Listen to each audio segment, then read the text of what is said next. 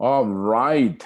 Welcome, Facebook family. I know it's been a while. I've been on travel. It's been difficult to do the podcast during these recent trips, but it's been so rich. I want to thank our friends in Congo and our friends in Kenya for just their awesome and wonderful reception of me. I had a great time in Congo. We certified seven trainers there.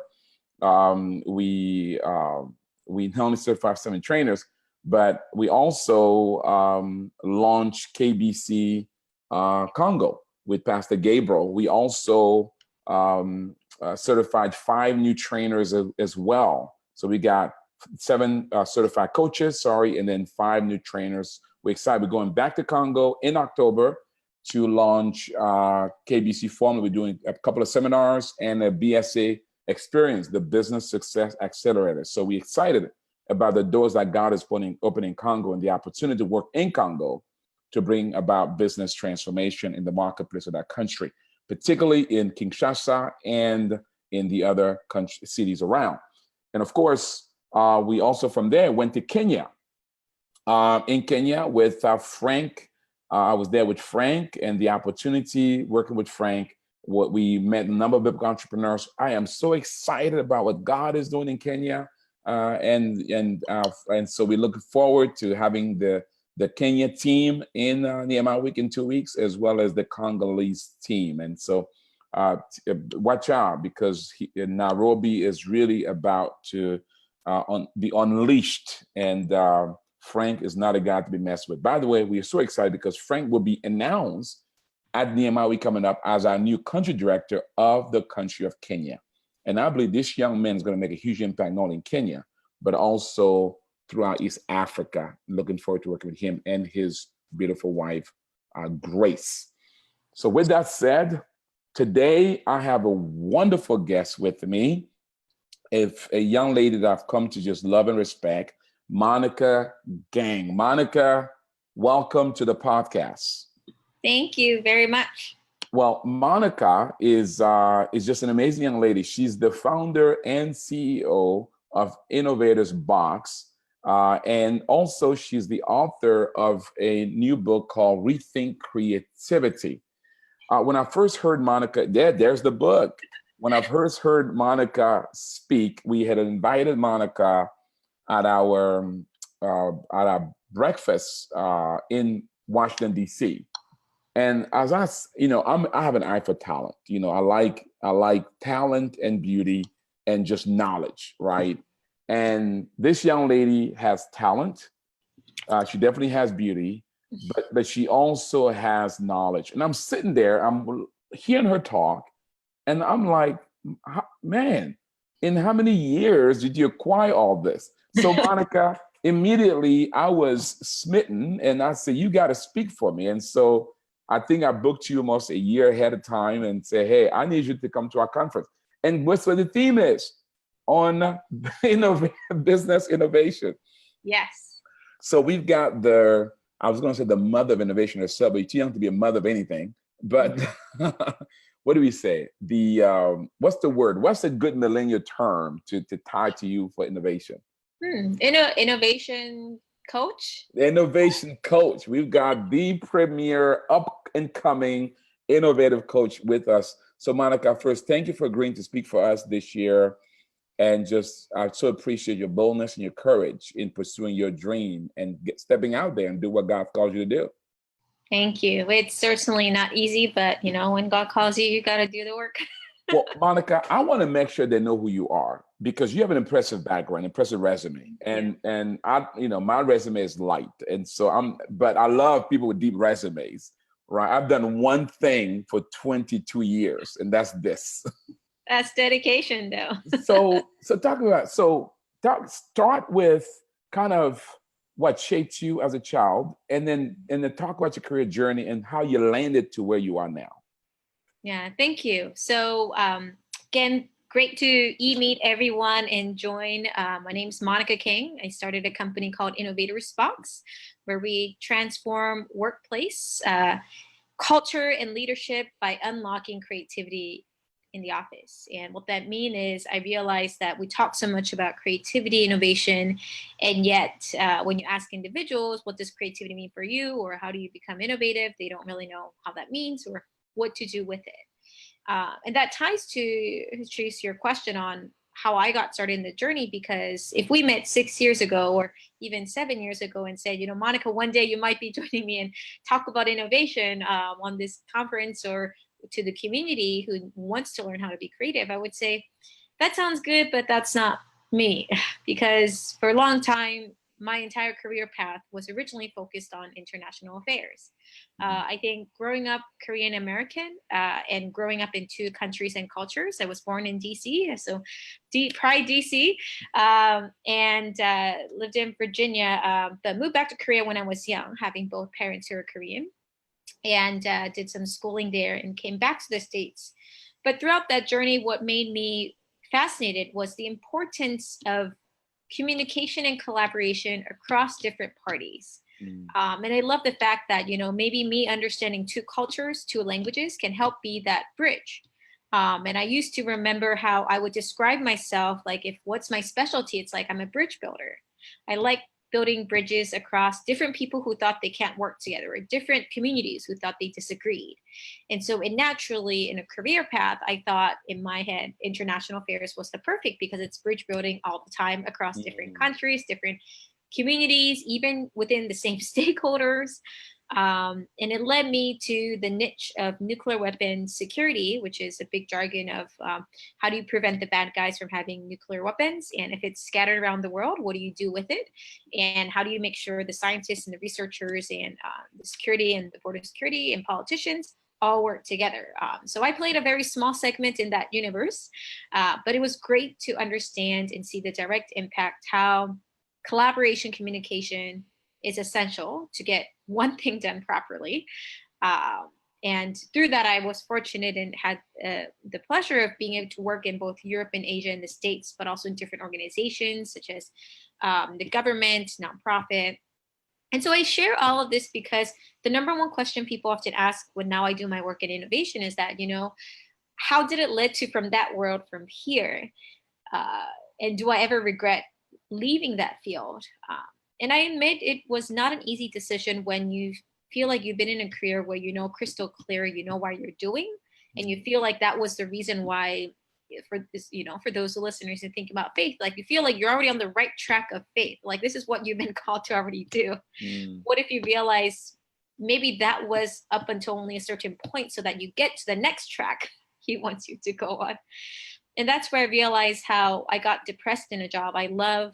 It was very hard. And what got me out of it was really trying to reconnect with myself first and realize if I don't figure out how to find a solution, I'm going to keep waking up being sadder.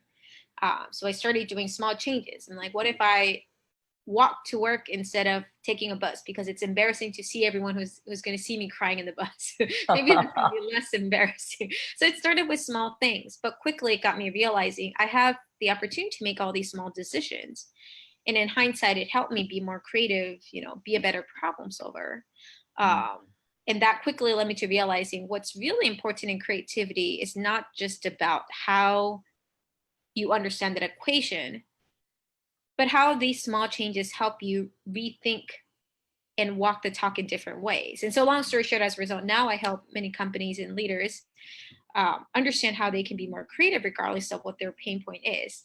But hopefully sharing that longer vision, it got me realizing that we never know where we're going until I think each block. And I think of that visual image of the lamp where God never shows you the full path. He only shows you one step at a time, because you might freak out if you see what's really ahead of you. So let me pause there. Wow. What a journey. I love it. Now, Monica, I do a lot of work in Asia, but I'm going to hit the stereotype for a minute, because I know before I started doing a lot of work in Asia, we have an Asia office. I was the typical ignorant American that assumed that every Asian is smart and every Asian They're not smart. They are smart.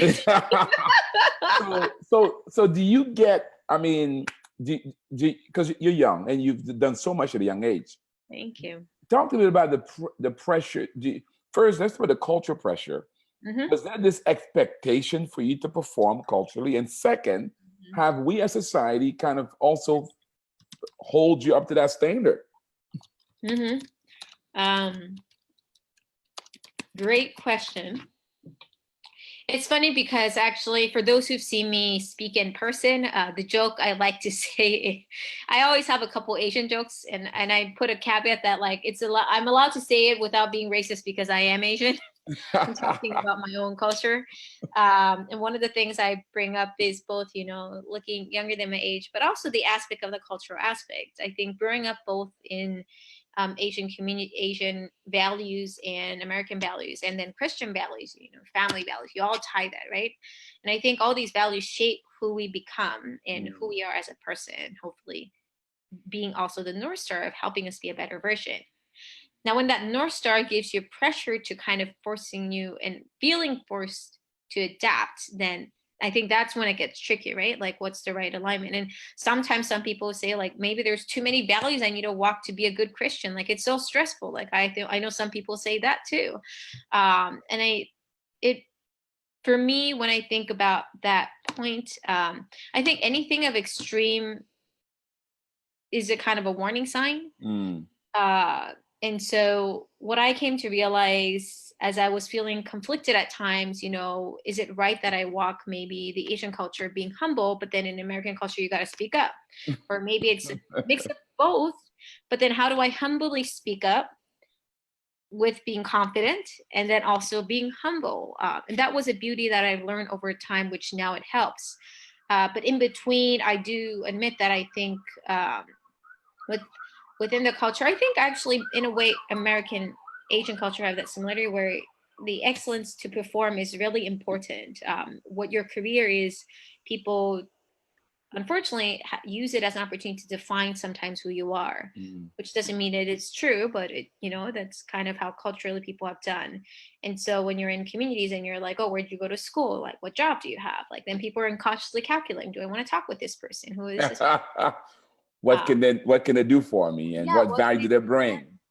And I think the key thing is that instead of seeing that as a bad thing, I think it's more understanding of how you're as a person relating to these different scenarios and shaping better and understanding. I love reading fiction. And I think one of the things we are reminded when we read fiction is we get to actually study various characters in one-time setting.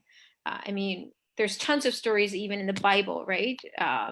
In the Bible of where we learn about how, like God and Jesus tells us, all these different characters out from the multitude of angles.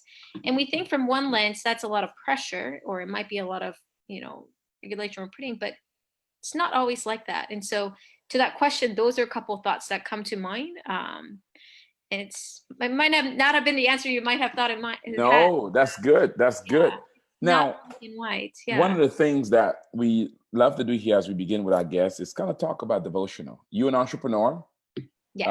You kind of new at this. How many years has it been for you in business? Now a little less than 4 years. A little less 4. Okay, you're not that new, but you're still in that young season, if you will. Those fun years. And so the idea of, as a Christian, how you balance between staying devoted to your Lord about those daily prayer and devotional time, while at the same time keeping up with the bustle and hustle of growing your company. How do you balance it out? And is devotion an important thing for you? Great question. It's hard. I think, I'm guilty at times. I have slept with my phone next to me, which I should try not to do, but I'll be honest, I've made that mistake sometimes. But I think it's I think the intention and the small habits matter. I admit sometimes I feel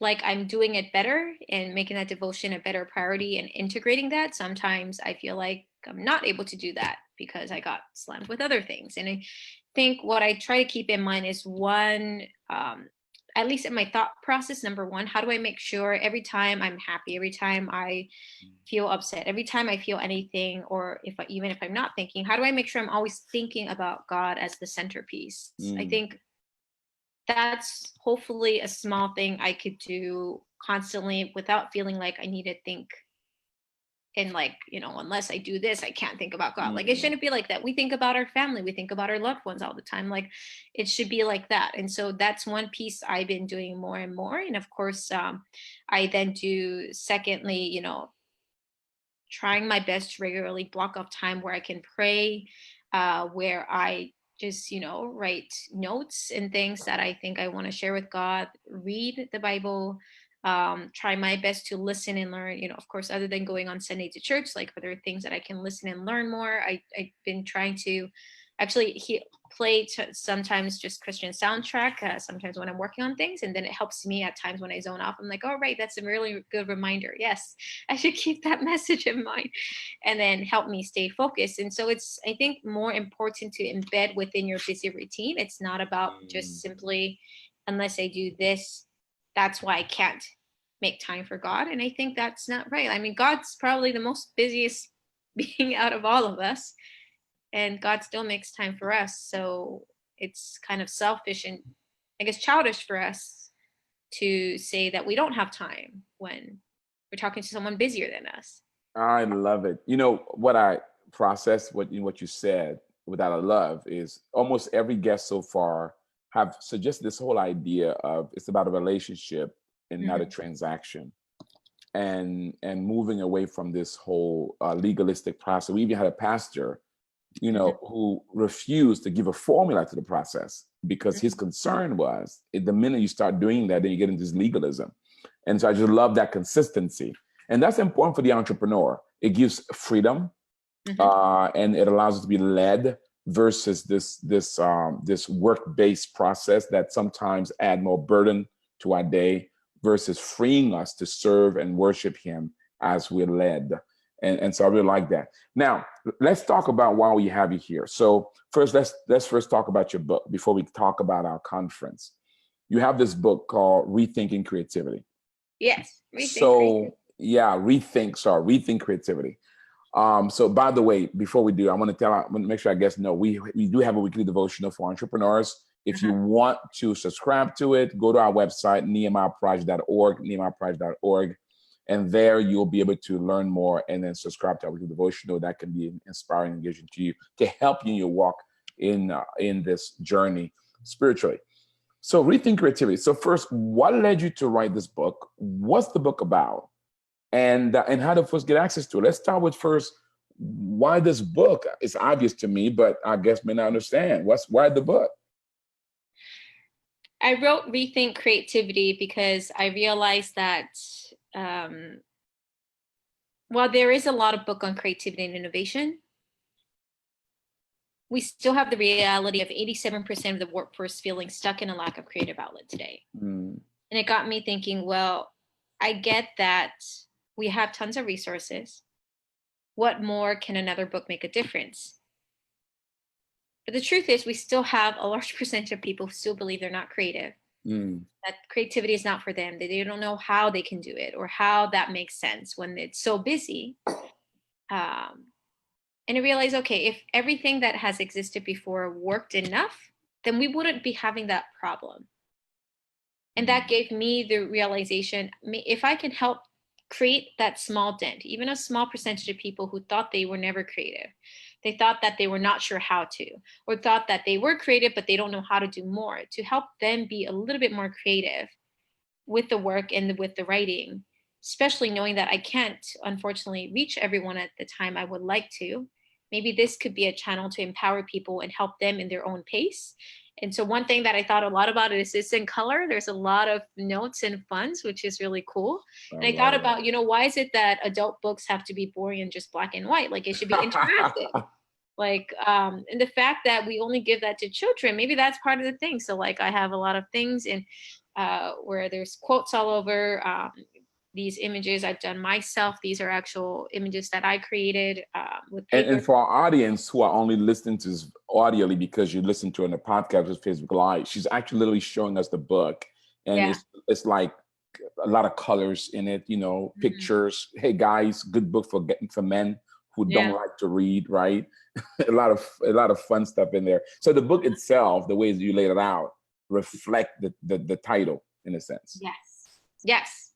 And so I wanted to walk the talk and provide something that's practical, especially thinking of very busy people, Mm, and useful, but knowing that if I can help at least one more person at a time who's reading, that wow, I'm a lot more creative than I thought. This is how I can do it. This is how I can thrive at work no matter where I am. That that I realized that makes I want to help contribute to that.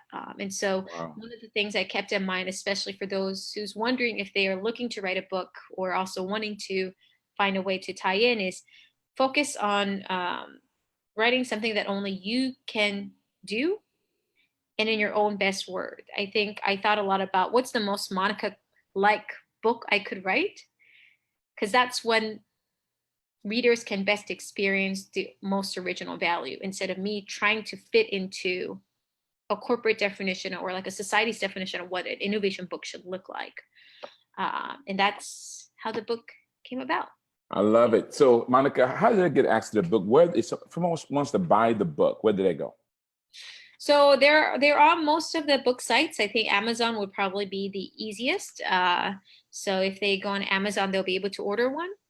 We have paperback, hard copy. We do have a ebook, but I know the ebook is not as easy because it's not as interactive and they can't really write on it, which is what I Mm. heard. But they take the paperback and the hard copy. So Amazon is what I recommend. Awesome. And if you're going to be at Nehemiah Week in 2 weeks, August the 19th, if you listen to this post Nehemiah Week, you missed it, you're going to get a copy of her book, you know, so come to Nehemiah Week and get a free copy of that book. So Monica, let's talk a bit about your services. So you go around helping companies become more innovative. What does that look like, and who's your ideal client? I help companies unlock creativity in a number of ways. And I focus on that by either going through culture transformation, leadership transformation, or a particular community or team. Mm, And we do that because at the end of the day, our most important resource in the workplace is people. mm, When people show up disengaged, unhappy, they don't know how to do something differently, they don't feel trusted, they don't feel safe at work, they're not only not productive, but they're probably not shining the best way. mm. And when you have that space, it's so transformative. Of course, on the business level, it's impactful and very powerful. But how do you do that? Because it's a lot of intangibles that needs to be connected in different ways. So that's kind of the whole thinking process and the execution that I help. So a couple projects right now I'm working on. I do a handful of keynote speaking for internal events as well as community events, but also help do ranges of workshops and kind of partnering consultations on culture igniting. I also am doing a lot of curriculum development. Like one example, I'm right now helping with a finance client who is putting together an annual conference of 90 plus internal stakeholders who lead diversity and inclusion, but they want to figure out how do we do this differently in a way that goes deeper, that we're truly being inclusive and changing this culture and company wide. That's more than just putting together one event. So while we host the event and lead the programming, we also do extensive research and kind of interviewing and processing to understand and then help our stakeholders walk through that process to understand how they can walk through that internally. So it's really rethinking culture development, people development by understanding and it being understood through those different programming. We also have card games and as well as books to help from individual level. But the key essence is going back to the bottom line for me, I remember what it felt like when I felt so discouraged and had to cry and go to work, but then also learning again how to love that work that I felt so stuck at. That was just one person transformation. What would that look like if you can do multitudes Wow, and wow, I help love it. people rethink? So if a company wants to bring you on, Yeah. how do they access you? Often, if they have kind of 2 points often helps. One, if you're, of course, going through some critical changes in those particular points, culture, leadership, or particular teams that you've been wanting to have work together but don't know how, whether it's because of different generations, different culture, different maybe motivation, but you want them to work together better together and don't know how, that's when you can call us in to figure out what's the right way. And then of course it might be that you already have something specific but you want to do that differently. And so from that consultation, then we can usually customize and advise, hey, let's do this conference this way, and we recommend running this show that way, or we can be your partner for the next 6 months or 12 months as you solve ABC and help you with your training and coaching and consultation, as well as the delivery point. So we do a lot of quite in-depth programming together, and helping them tackle that retention and leadership and culture transformation. And how did they access you, Monica? Oh, access. Well, the best way, I mean, for those on email, you can email me at monica@innovatorsbox.com. I'm great, easy to find on all the social media platforms, but especially on LinkedIn. So for those who have a question, would like to tackle that, would love to be of help. Awesome. Let's talk about you speaking for us in 2 weeks. So guys, in 2 weeks, we have our annual conference, Nehemiah Week, our last consecutive conference here in the United States. The theme this year is business innovation. It'll be August 19th that week. To know more about it and register, go to our website, nehemiahproject.org, nehemiahproject.org, and you can learn more about the information. Go to events, you can learn about it. So as we make this transition, we're celebrating our 20th anniversary this year, Monica. You just come to know us, you're new to us, but we do have one thing to ask you as far as that's concerned. We ask all of our guests. If you could describe what you know so far of Nehemiah Project in one word, what would it be and why? I would say global empowerment. I love the fact that Nehemiah Project is not just focusing on one region or one particular type of entrepreneurs, but with the focus of faith entrepreneur, to empower them to whatever level they're going next and help them, whether it's gaining more capital, understanding how they can grow their business, understanding how they integrate it with faith, and doing that from a global scale. I don't know a lot of other organizations who do that. So first, congratulations on Thank you so much. milestones. So let's talk about your talk. So you'll be helping us to unpack this theme. You're actually speaking on Tuesday. After I lay the foundation, I'm going to kind of unleash you. So what can I expect? When they come to this conference, what can I expect from you as far as this theme on innovation? Ooh, it's going to be interactive. I am going to push people to think outside their comfort zone and think differently. And most importantly, I hope, going back to the Nehemiah Project Week and the innovation as those with faith as a business owner, I think it's important to think about how are you understanding innovation and creativity, not just for your business success that are immediate, but how it connects to faith. How are you integrating those three things and actually making progress the way you envision, but also perhaps God envisioned, which initially might not look like what you had in mind, but it might be what he had in mind. But then how do you know, how do they make those decisions? So that kind of tricky questions, we'll talk about that, but I hope that people walk away thinking more deeply on those topics. One thing that I like to always emphasize, I'm going to push people to leave with more questions than answers, because with more questions, we're going to be able to dig deeper. So that's a little sneak peek into what I love it. This is Jesus style leadership. I did a devotional. I've been doing a devotional series on innovation instantly. I did one titled Innovate or Die, did one titled Jesus the Innovator, biblical innovation, so forth.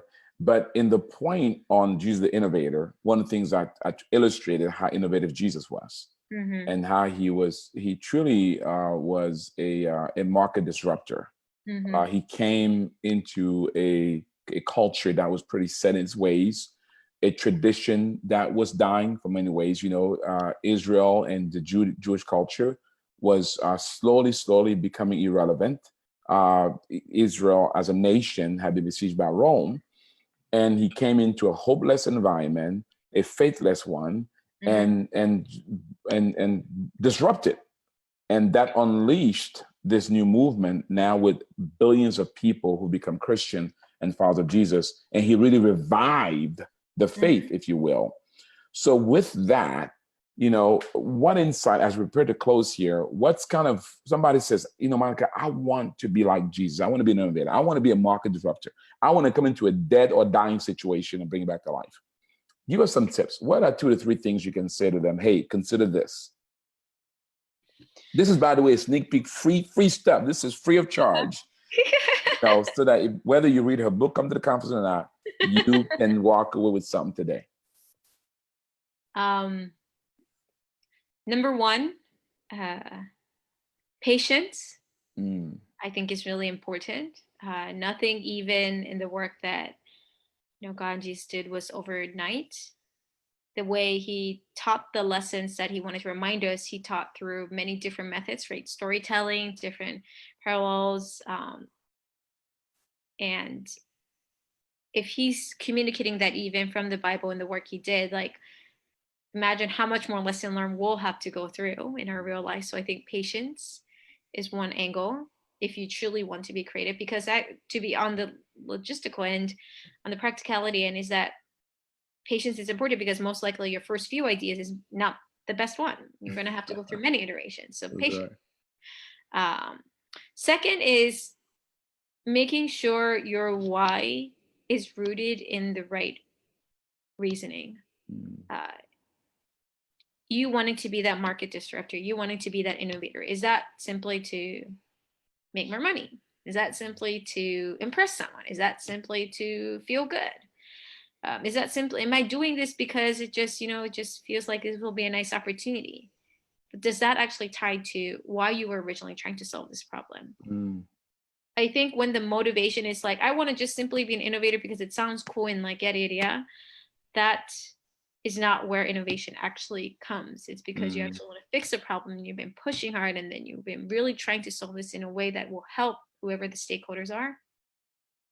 That intention, I think, reflects in the result and how innovation is born. And then 3, having fun with it, because it's going to be a journey. So thinking through all those things in small steps and knowing that what is the best way you will bring that unique fun that you will do. Those are 3 things I would like to share. I love it. Do you see why she's so good, guys? I mean, just right there on the spot. I love it. Patience, your why, make your problem with it, and have fun with it. Monica Kang, did I say it right? Monica Kang. Yes.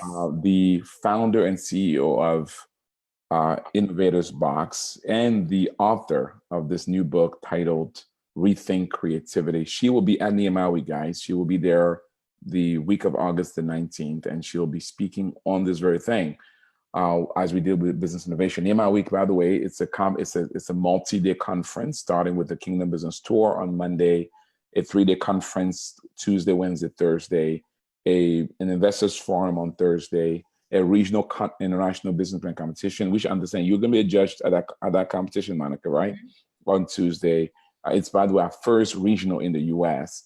And then an international business competition on Friday evening, where we'll be selecting our winner. Last year, Ukraine was our winner. We'll see who will get the trophy this year, where 6 countries will be competing for the leading country. And then that Friday morning, we'll have the Bible Museum tour, where people get a chance to see innovation from biblical lens as they discover this amazing work effort that the Green family has done. And then on Saturday, our banquet. And then, of course, we'll wrap up on Sunday with worship. It's a great week of speakers, relationship, connectivity from about 10 different countries as we all seek to be more innovative in our kingdom businesses. So, Monica, we are so glad to have you this year. We're excited to hear from you. What would have encouragement would you want to leave our audience with today? By the way, to know about Monica, you can see she's on LinkedIn, Monica Kang. You can search her there. You can buy her book on Amazon. And of course, if you need her services, reach out to her directly. What would have encouraged Monica would you like to leave with our audience today? I think particularly for, thinking about faith in business and innovation. I actually just recently shared this on my social media post among my friends, because I was reflecting on this point, was we already know as an entrepreneur, nothing happens the way we want. Doesn't happen in the time we want, doesn't happen the way we want. And I just even had a couple incidents I was sharing even right before a call conversation, that I had some last minute changes that might happen, that I might need to make a trip or might need to reschedule a couple of things. And what I realized is that a reminder that, like, wow, we have to remember, if something doesn't happen the way we want, there is a reason why. And if we don't know the reason why, even after trying everything, even after praying, maybe then God's trying to tell us something specifically, that, wait, I'm not ready to give you or tell you why. Just trust me a little bit more. And I think I've been kept getting that message even more so in the past few months, as I'm going through some changes, some both challenges and opportunities. And I look back each time that, like, wow, like, I'm glad, let's say one client project didn't work out the way I initially thought on timing wise, because if I said yes, this next client project that happened a few days later, I wouldn't have been able to say yes, because I now committed to something else. Or I might not have been able to support this other person who really needed help at this event if I said yes to this other thing. But because this other thing, I was still waiting on it, I was now able to help that. And then that person actually needed it at a different time. So now I can help both. But I didn't have the information. And if I simply stayed frustrated while I was waiting with uncertainty, it was a reminder that, okay, whenever we feel like that, what can we do to help to remind ourselves to build trust, God, to know that there's a reason why. We don't need to know all the reasoning why. And find a way that every time, if we feel like we're leaning on our own understanding, how do we lean back and know that we are doing our best each time and taking one step at a time. So that will be the last message I'd like to share. This is something I want to be reminded too.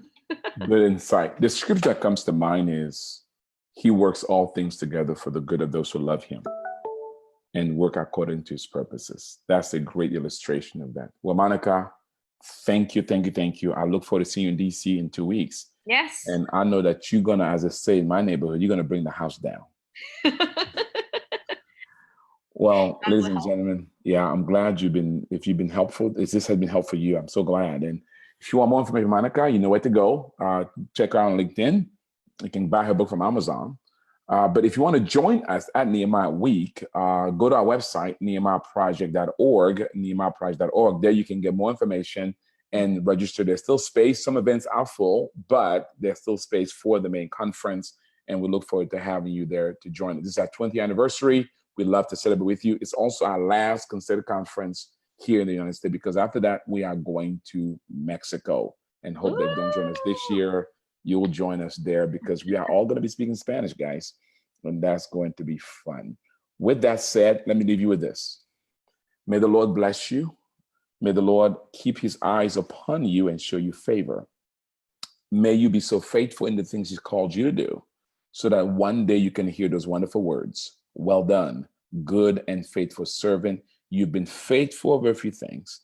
He's not going to make you rule over much.